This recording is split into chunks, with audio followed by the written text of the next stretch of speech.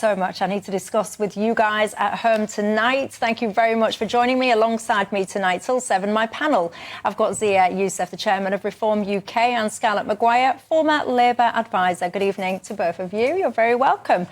As are each and every one of you. You know the drill, don't you? You can get in touch with me all the usual ways. You can email me, gbviews@gbnews.com. You can tweet or X me, or of course, you can go to the website gbnews.com/yoursay. You can talk to me and each other there. Where did we start this evening? Where do you ever look at the news, everyone, and just look at it all and just sometimes throw your head in your hands in the air and just go, what on earth is going on in this country? Apparently, though, it's not just this country, because Keir Starmer, you know by now, he's been in Germany, he's been in Paris. The meeting of the minds, apparently, it's not just talking about things like trade deals, though. Oh, no. It's talking about things like the rise of, I quote, the far right, and things like populism, nationalism as well. Apparently, Keir Starmer is very worried about this indeed. He wants to work with some of the European progressive parties to take the fight to the, quote, far-right parties. So what do we make to all of this then? Zia Yusuf, let me start with you. Your thoughts? Well, look, this is turning out to be a dystopian Keir Starmer Labour government, worse than any of us could have ever feared. Let's get something clear about the term far-right. According to Keir Starmer and his Labour government, anyone to the right of Karl Marx and Lenin are considered far-right. I mean, if thinking that we should have secure borders, if believing that violent criminals should be in jail, if believing that we should have a coherent immigration policy, if believing that we should be prioritising, the government of the United Kingdom should put citizens of the United Kingdom ahead of citizens of foreign countries. If these are now to be considered far right, then God help us all. The reality is what we're seeing in Europe is a large number of people in the European populace waking up to the fact that totally uncontrolled mass migration, catastrophic population explosion, and being incapable to build infrastructure to deal with it, seeing cultures like German culture, like French culture, essentially dissipate at the hands of such enormous numbers of people coming into these countries. That is why these countries' populations are saying we've had enough and are voting not for the sort of leftist governments that we have seen. Scarlett? Let's begin. Keir Starmer believes that violent criminals should be in jail. That's what he did after the riots. So let's kill that one. He is only after announcing he would release tens of thousands of criminals from prison who were not violent. Right, the people who are being released early are not violent. There are many examples of violent criminals being released. Many examples. The violent people that we saw on television were jailed, and some were jailed for months, or they were jailed for years. There was absolutely no question, and they went straight to jail. There was no question about what he did. The ones we saw on television, you're absolutely right. But what about the ones that the media do not put on television because they're inconvenient and don't follow the narrative? Those violent criminals have been released to make way for a very specific category of violent criminals. You haven't actually given me violent criminals who have been the people who are being released, because there are quite a lot of people in jail who are not violent. And hold on, then. I'll give you one example. Yeah. There was a man who murdered somebody with a machete whose sentence was cut short and released. That was just one example, and there are many, many more such examples. You're talking about, so I was just about to pipe in with this example. There was a young lad called Gordon Galt. He was attacked. He was 14. He was attacked with machetes. He was very sadly killed. Well, one of those kids that was involved in that killing, he is going to be released early. The mother of Gordon, the teenager that was killed, she's spoken out about this. She's deeply distraught by the fact that he's going to be released early because of overcrowding. So that's just one example. Right. But there are very few, and they have been trying to put... Well, we've gone from none to very few. When you say... Quite a serious crime. No.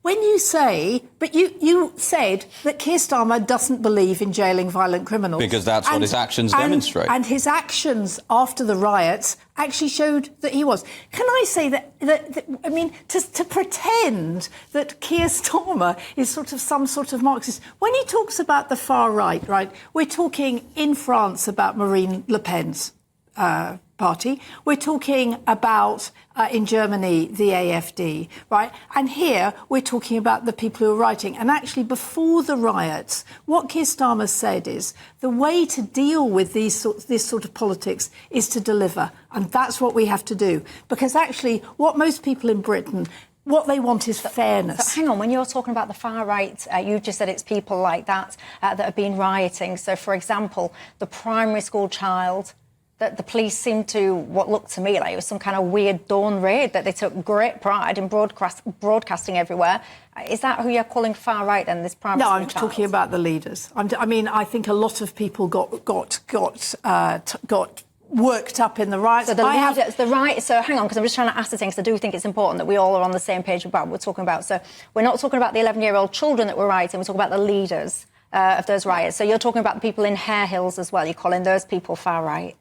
No, the people in Hare, it was a completely different sort of thing, wasn't it? They were rioters, though, weren't they? They were rioters. They flipped over a police car. They flipped over a police car. They torched a bus, and the police ran away. That was the difference. We know that all sorts of people riot, and we know that the left have rioted. I was specifically talking about. I was specifically talking about the people who thinking that a Muslim might have killed those children, went to try and set fire to a mosque. I would call that far right. And do you know who started that? Do you know who the gentleman was who was charged now with cyber terrorism for actually being the person who started off that entire vicious false rumour online? Was actually a Pakistani man. Is he far right? Right. Well, I think anybody who starts... Well, my point is that there's this narrative to which all of these data points must fit. And your point saying that Keir Starmer has been incredibly firm in wanting to put violent criminals in jail with regards to the quote-unquote far-right riots. And by the way, let me just be really clear. I and the Reform Party absolutely condemn violence in all of its forms. Right. And those are abhorrent. But let me be clear. Let me finish my point. Let me finish my point with respect. In that instance, for those particular people, Keir Starmer and this government, and indeed appears to be the judicial system, are perfectly happy to throw the book at them, performative, BBC live-streamed trials. For people from other groups, totally the opposite. The police essentially fled the scene in Hare Hills, leaving the populace to fend for themselves. A police car was flipped, a bus was torched, other cars were torched. It was a godsend and very fortunate that there weren't serious injuries or murders in that situation. You see the way that the police have policed, for example, the Notting Hill Carnival. I mean, the reports of over 50 police officers were attacked during that festival. The reports coming back from the police read more like something out of a report from a war zone than they read a festival. So there's a totally different way that our police and that the government and indeed now our judicial system are approaching these different people. And that's the fundamental point that I'm making. Well, I mean, and look at the Just Stop Oil people who've been jailed for 5 years. Why? Why were they jailed for 5 years? They were jailed for 5 years for eco-terrorism, basically. Yeah, but why? What did they do that made the judge do that? They were holding people up, right? They were disrupting. What I'm saying... No, because we need to be clear about this, because they weren't just jailed for holding people up. That's not what happened. The group that you're talking about, which included people like Roger Hallam, they were given such huge sentences because what they conspired to do, so this was not a random, spontaneous act of, let's just hold that fella up at the lights for half an hour to chant my Just Stop Oil statement. What this was, it was deliberate, planned conspiracy to try and bring motorway networks to an absolute halt. That would have affected the lives of millions of people. But food supply, what I'm saying, Michelle, law and order. And hang on, those people, they were already on bail for similar, what you call holding people up. So these guys had form. They were mostly out on bail. They had convictions previously, some of them as long as my arm. So that's why they got such harsh convictions. That's very different to a 15-year-old or a whatever kid with often completely unblemished records being chucked in the slammer. So I do just want to make that distinction. But anyway, carry on. But you talk about two-tier policing. What I'm saying is the Just Stop Oil people are not on the right, OK? And they got jailed. That's what I'm saying is that everybody's getting it, right? What about the fella that chucked that stuff at Nigel Farage? He's got a suspended sentence. He got a suspended sentence for throwing a cup of cement at one of our political leaders during a general election campaign. And I will tell you, as someone who works with Nigel every single day, there is no braver politician in this country. And anyone less brave, I can tell you, would have withdrawn themselves a long time ago from the political landscape in this country. It's actually quite terrifying how the judicial system, this actually isn't policing, this is actually the judicial system, which in some ways is even more of a concern because it's obviously independent. The judicial system has essentially said that our political leaders are no longer off limits. And that, I think, is a terrifying thing, given the violence that has been inflicted on political leaders in this country in recent times. It's always been like that. I mean, the person who threw an egg at John Prescott did not get jailed, right? I mean, nobody... No, hang on. Right. Sorry, I feel like I'm cutting in all the time and I don't want to. We're in a political time where apparently this new government is desperate. They are falling over themselves to tell a lesson to people, teach a lesson to people that you can't go around behaving like this. So you've got this fast-track, supercharged, very quick route into prison for people that are doing wrong when it suits the government. This is a political climate where apparently you want to dissuade people from doing wrong. So if you're going to attack a politician, that is, in my book, a definition of doing something wrong. So whilst we're in this current kind of moment, it's very different to how it was all those years ago when John Prescott punched that fella with the egg. Yeah. But so it's different then, isn't it?